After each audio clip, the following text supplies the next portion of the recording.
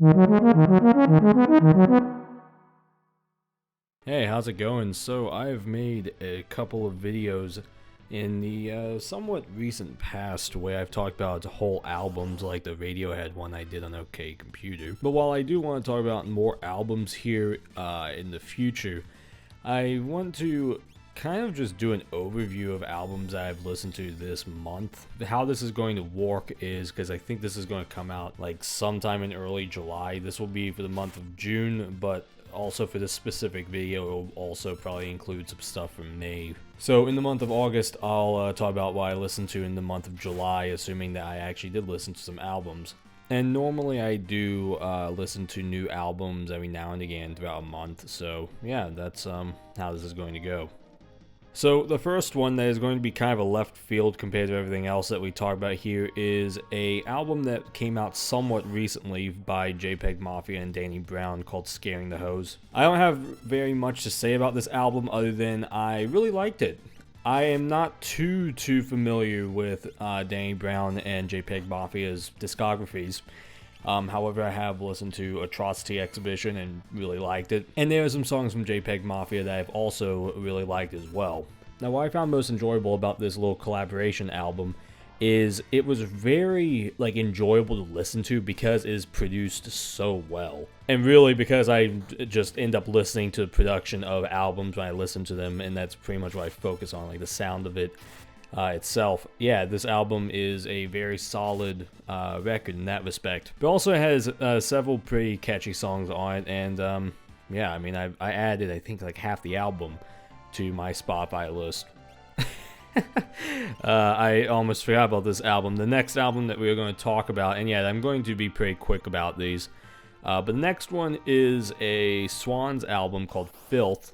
So I have listened to Swans before, specifically one song of theirs, The Glowing Man, and I have kind of a familiarity with sort of what to maybe expect from Swans. Like the general idea I get is that they're supposed to be kind of avant-garde, and with Filth, I guess it was a little bit too avant-garde for me to get. But there is one song that I end up adding from that album. It's actually the first song on there because it was such an absurd and ridiculous song, because the only thing I remember from it is just the singer saying "be hard," and that ended up comprising about 80% of the lyrics of the album. Song. So it wasn't really an album that I enjoyed. If I visit Swans again, I guess I'll listen to the next album, the second one.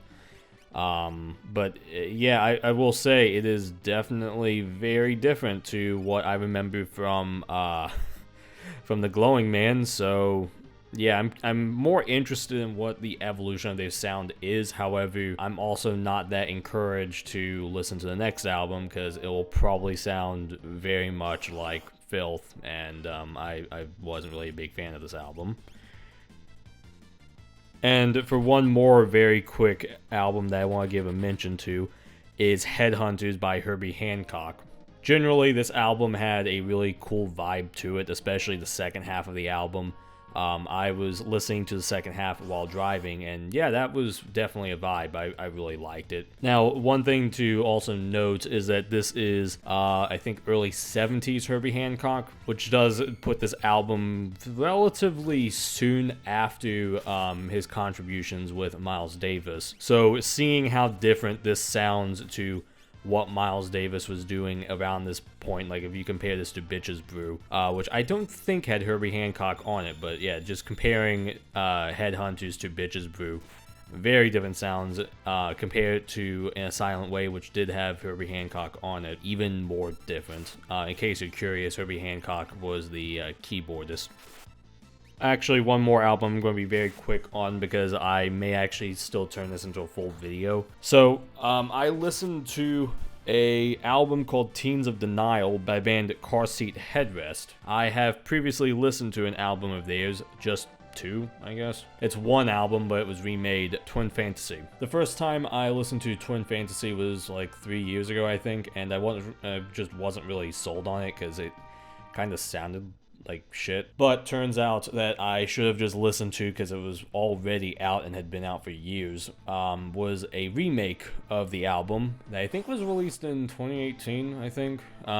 Correct me if I'm wrong, future me, and edit. But one thing that I noticed with Teens of Denial, even though there are fewer songs on this album that I liked than compared to Twin Fantasy, though I haven't given the album a re-listen yet, I'm still going to do that at some point. But this album felt a lot more mature. Now, obviously, we're talking about what is like a couple albums after the original Twin Fantasy. However, it is still right before the remake. It is, in my opinion, interesting to compare the two, because you do end up seeing basically two different attitudes almost, though they are still somewhat related because it's the same person that wrote the albums. But it is interesting to see that maturity, specifically on Teens of Denial, that I think really does make the album pretty great. One thing that I noticed with this album in particular was that it felt like some of the compositions were made to be a little bit more grandiose and more well thought out. Now,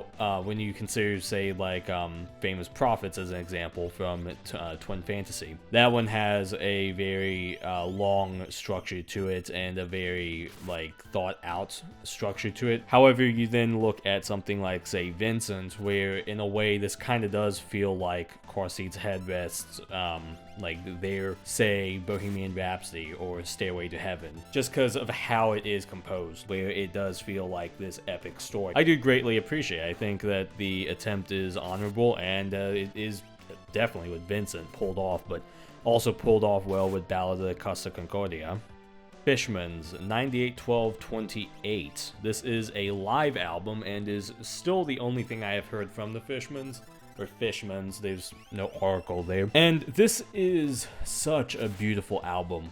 I really cannot praise this album enough, because I wasn't really expecting to like the album as much as I did. I heard that it was a beautiful album. I had heard little segments of it, but actually listening to the whole thing, first off, I was listening to this while also sleeping. So typically what I will try to do if I'm doing that is I'll try and give the album a re-listen, or at least pick up from where I left off, at least what I can remember. Now, it is a little bit difficult because all the songs are in Japanese. I think I have listened to the whole album, and I can firmly say that in the best possible way, this sounds like an album that if someone on Mars received a radio transmission of a bunch of 60s and early 70s music and thought, yeah, I can make that, and then they did, and then sent it back to Earth. It feels like you've taken some of the sounds from like the late 60s and early 70s and then developed them a little bit more, put your own spin or whatever on it, and because it's in a language that I just don't know, because I don't know Japanese, and as well there are these like psychedelic elements to it, it feels like it is from another world almost, really in the best way possible. And as such, it feels familiar, but it also feels really new and different, even though it is, what, like 25 years old now? I feel like that this album would have sounded as good when you picked this up on CD in 1998 or 99, I guess, as it does listening to it on Spotify now, and probably sounded even better in person. This seems like a concert that would have just been one hell of an experience.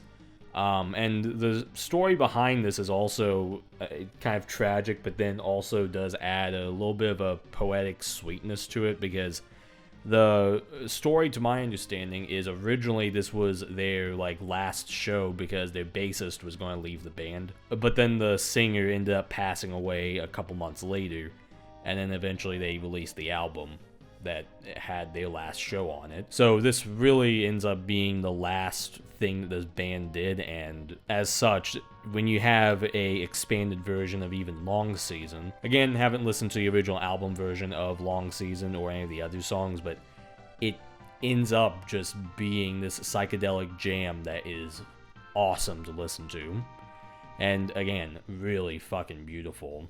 So yeah, I this is an album that I recommend anyone check out, because I don't think you need to know the language. I don't think you need to look up lyrics, translate them, or whatever. just experience it as is, because you're just getting the raw sound from it.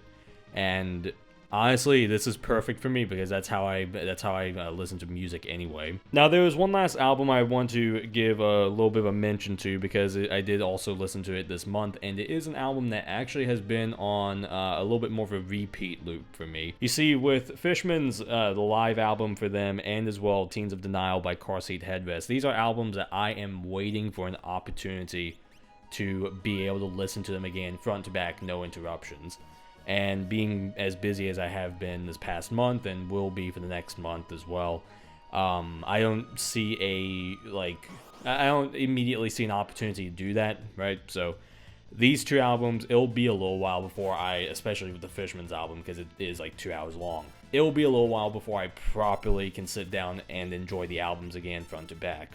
However, one album I've just had on loop and have listened to just like separate songs from it individually is Hope Left Me by Astrophysics. Now, this is actually the album that I kind of talked about in the last video on this channel, because the last video I put out was that game, that visual novel that a musician made.